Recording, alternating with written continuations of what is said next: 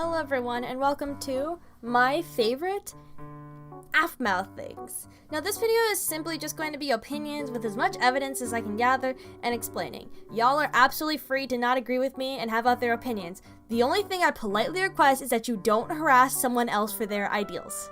Okay, cool. Let's start. Favorite human. My favorite human is Garroth. Here's why. His shyness. I just like the personality trait of Shy Guys. But the great thing about Garroth is that he's shy in the correct way, where if he's ever needed, he grows to be more confident in the situation and trusts himself whenever he's needed. He's only shy when it comes to showing personal feelings or receiving compliments, which I find more adorable than annoying. His thoughtfulness.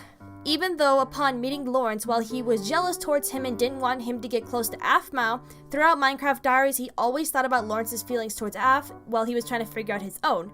He even went to the point of trying to respect Aphmau and Lawrence's apparent relationship in A Mask in the Woods by not speaking about it to her because he didn't want to make her feel uncomfortable and feel bad that he saw, because he thought they were genuinely in love and wanted her to be happy with Lawrence. I understand towards the end of Minecraft Diaries he went to the dark side because he was emotionally unstable and got controlled, but in the end, he thinks about her continuing forwards with Levin, Malachi, and Aaron, even though he claimed that he loves her. By giving himself up, it's his punishment, so to say, for his actions and a way to redeem himself for his mistake. In Mystreet Season 6, Garroth abandons Kim and Lucinda because he's worried about Zane and wants to make sure he's okay, to the point where he'd go on his own, no hesitation. His humor. His humor is not shown much throughout Minecraft Diaries, but in the Mystreet series and minigames, his breaking down the door is a funny continuous joke, even to the point where it's shipped with him, like as a couple. Even with his outbursts of on-the-whim jokes or reactions make him relatable and funny. I have actually never seen my forehead. I don't usually bother. When I look in the mirror, I just see the face. I don't need to go any further than that. Look, you want to find out what Travis is talking to Jenna about, right? Then trust me, no one will see past these disguises. Number 3. I actually have 16. What? I actually have 16. I'm sorry. I had to lie. I'm sorry. Oh my gosh, What? I can't. I swear I'll find this boy and murder him! I'll make him wish he never put his lips on our sweet little innocent Aphmau! His determination. In the final decision in Season 1, Episode 100, which shows his determination to prove himself to Aphmau, even in Season 2, he stuck with the plans, even though Aphmau disagreed with him about rescuing his mother. And you thought this was the time to tell me, right after we found out that my mother is about to be executed! May I trouble you for a ride? Of course. Where are we going? Ocassus. Very well. Are you ready? Absolutely. And he went on without her, which showed that he's not a simple guard who's cut and dry about following Aphmau and everything, and that he can handle himself. And in regards of not being a puppet, he even escaped his own forced marriage because he didn't want to marry someone he really didn't love. And Nicole had also done the same actions as well because they didn't want each other to suffer. His insecurities. This isn't something you're necessarily attracted to, but it's more relative and humanizing traits to help you feel more attached to him. His fearfulness of failing and wanting to hide himself is something he got better with as time went on, and I found it something I could relate to myself because I felt the same about how I didn't want people to look at me if I messed up or if I said something slightly uncalled for. Another trait he struggled with was, I think, his slight ignorance to him being a great big brother, even though throughout Zane's childhood he didn't realize how Zane felt about living in his shadow, and never really attempted to say that Zane was different from him, or show that at least.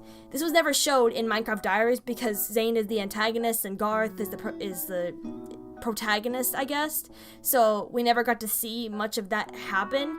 But in Mystreet, we hear more about like Zane's insecurity and how about he lives in the shadows of Garroth, and Garroth started to realize that more in like Emerald's secret towards the end, and how he would be there for him, and he can't change that now. You can tell me whenever you're ready. You don't have to tell me now. I just want to let you know that I am here for you. Alright, next. My favorite werewolf. So I'm obviously going to be speaking native-born werewolves, because if I picked on in the most recent updates, I'd obviously pick Garroth. But regardless, it has to be Blaze introduced in Phoniex Drop High Season 2. Here's why. His loyalty. Even though Aphmau is not an official werewolf, he still treated her as one of their own and accepted her into the community. He even shared his information about werewolves to help better improve her knowledge and become a better leader, even though her motives of solving issues with peace was considered strange. He was also even protective of her in the minigame Howl With Me from Zane. She sounds like a mangy mutt. Ow! It's best you not make fun of our alpha female. Why me? There's no way I'll... Don't disrespect our alpha. Blaze? I came as fast as I could. I heard Aphmau scream and I was wondering if she was alright. I'm fine, Blaze. Blaze also looked out for Daniel from Ian and the Bullies because he knows Daniel is a pacifist and cannot fight. Don't hurt me. Back off! Ugh, you. Seriously, what kind of alpha are you? You're letting the werewolves gang up on the Omega? Blaze. Daniel, run! Now! After him!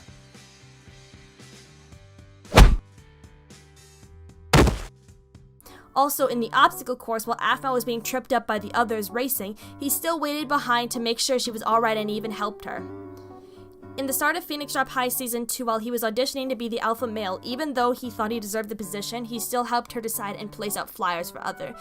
And he was extremely patient for her to decide which werewolf she would choose. Also, in Mystreet Season 6, he had taken the role of leader with the Hidden Werewolf Clan and assigned roles, plus he did his share in providing for everything he could by going out on quests by himself and trying to get supplies as well. Alright, next thing I like, his humor. Blaze is innocently naive and makes up funny nicknames for his friends, such as Garthy Bro for Garth, Pinky Chan for Kawaii Chan, and Scarfy Bro for Zane. Those nicknames made on a whim separate him from the crowd. His thought process has jokes inscribed in them even though he has no idea. Plus his sarcasm is wonderful. As well, including his logic for science or other explanations are hilariously incorrect. Okay, Yeah. 3, So 6. So you need to take into account the thermodynamics of what we like to call spooks. Okay, so that is true. Number 2, that is YouTube verified 16384 is equal to 64. This means if you're verified, when people say that you have 16,384 views, you really only have 64 people watching you because you're not that important. I would like to Okay, so obviously, if you can't see up here, 128 equals 128. That is true. That is true by transitive property of spooks, okay? his confidence. Blaze has the perfect amount of confidence and humbleness. While he does flaunt and flirt quite often, he doesn't allow it to overtake his motives and does it jokingly in front of others. He knows he is not perfect, but he doesn't doubt himself and sticks with his gut motive without hesitation, like protecting Daniel and standing up for Aphmau. Daniel has been through enough already! Here, you can take my lunch money. Rylan, no. Hey. Seriously? More backup? I'm out. It's no fun this way. Thank you, Blaze! I didn't really do anything, but I would if I had the chance. Alright, next. My favorite Mifwa, Nanya Ishida or Kawaii-chan. Her exaggeration / humor.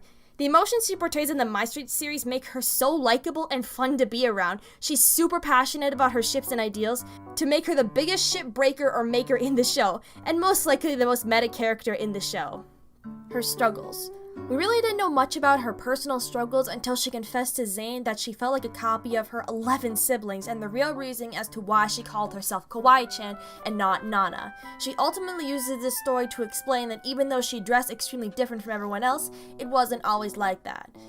It just helps the audience try to relate to her past and connect exactly why she dressed so flashy, not because she wanted heaps of attention, but she just didn't want to be lost in the sea of relatives. Of course, it's still something she's working on to improve while being in her relationship with Zane, but her understanding of relationships are a little intense according to him, and because she's so unfamiliar with having a partner that genuinely wanted to know her instead of Kawaii-chan, she longed for the one who saw Nana and not Kawaii-chan, which everyone wants in a potential partner.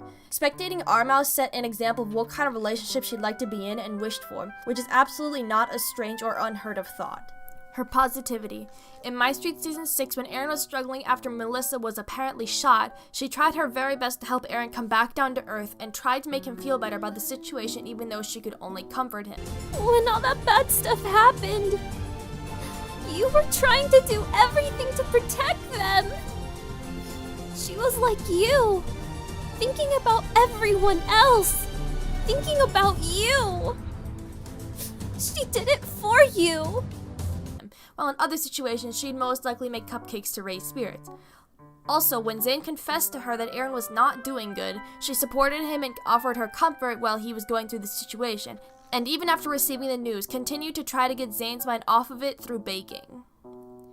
Alright, last one. This one is my favorite real-life voice actor that works for Aphmau. Now, this one isn't run on actual character script, but on their actual videos and opinions. And my close favorite is Keston Howard, the VA for Zane Romaeve. I really like his gameplay videos and his personality outside of the recording, and he even made videos about self-confidence, and I found that really helpful and truthful to watch, almost in a refreshing way. He's the kind of guy I can rewatch his videos over and over again and I'd be fine with it. His Q&A videos are very relaxing to watch and I feel comfortable there. He's also really respectful towards meeting Aphmau, and even when he was making the video confronting the fan about people arguing for his content being about himself and that it shouldn't be Zane run. He was very clear and willing to take responsibility for the situation, neither letting the people who protected him just continue with their antics that sometimes were inappropriate, nor did he just let the people who thought that the channel should be run only Zane run, left with the impression that he would allow the channel to be that way, more pushing that he just wanted to be himself and would make content he liked and hope people would be there for that person, not Zane Romaeve or whatever other characters he's played. He just seems like a really fun person to be around when recording and a person who can cheer you up with some childish joke or stunt. Anyways, those are my favorite people / characters from Aphmau's series. Let me know what you guys' favorites are and I'll check them out. Thank you for watching and I will see you later. Bye-bye!